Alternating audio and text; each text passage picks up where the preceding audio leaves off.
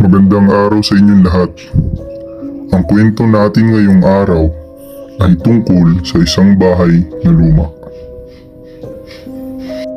Nakatira ka ba sa isang lumang bahay? O may mga kakilala ka bang nakatira sa lumang bahay? Tunghayan ang ating nakakatakot na kwento at humanda sa pagpasok sa takip silim.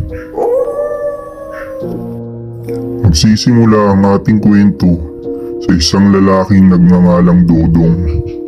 Halos laking Maynila si Dodong dahil 2 taon pa lamang siya ay lumuwas na sila ng mga magulang niya sa Maynila mula sa kanilang probinsya sa Masbate. Kaya halos wala siyang alam tungkol sa kanilang probinsya. 17 anyos na noon si Dodong, kaya halos 15 taon nang di nakakauwi ang kanyang pamilya sa probinsya. Patapos na ang klase noon, mga bandang March na, at naiisip ni Dodong na gumala o mag-swimming kasama ang kanyang mga kaibigan sa malayo. Isang hapon, pag-uwi niya ng bahay, ay maagang dumating ang kanyang ina galing sa trabaho.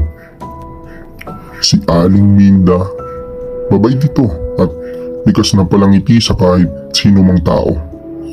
Umupo muna si Dodong dahil napagod siya sa biyahe. Halos 20 minuto kasi ang biyahe niya. Biglang nagsalita si Aling Minda. "Anak, nagugutom ka na ba?" "Hindi po," sagot naman ni Dodong sa kanyang ina. At sinabi naman ng nanay niya na kung sakaling magutom siya ay may tinapay sa rip at palaman. Meron ding juice sa rip kung sakaling mauuhaw siya. Maya-maya ay nagpaalam si Aling Minda na pupunta muna siya sa palengke upang mamili ng pansahog sa lulutuing ulam ni Aling Minda. Pagkalabas ni Aling Minda sa pinto ay narinig ni Dodong ang pintuan at bigla siyang sumigaw na, "Ma! Anong ulam?" Sumigaw naman pabalik si Aling Minda at sinabing, "Sinigang anak, yung paborito mo." At sabay sabi ni Dodong ng, "Yes! Paborito iyon ni Dodong, kahit anong klaseng sinigang. Pahipon, baboy, lalong-lalo na ang ulo ng salmon." Nanood muna sandali si Dodong ng TV at di niya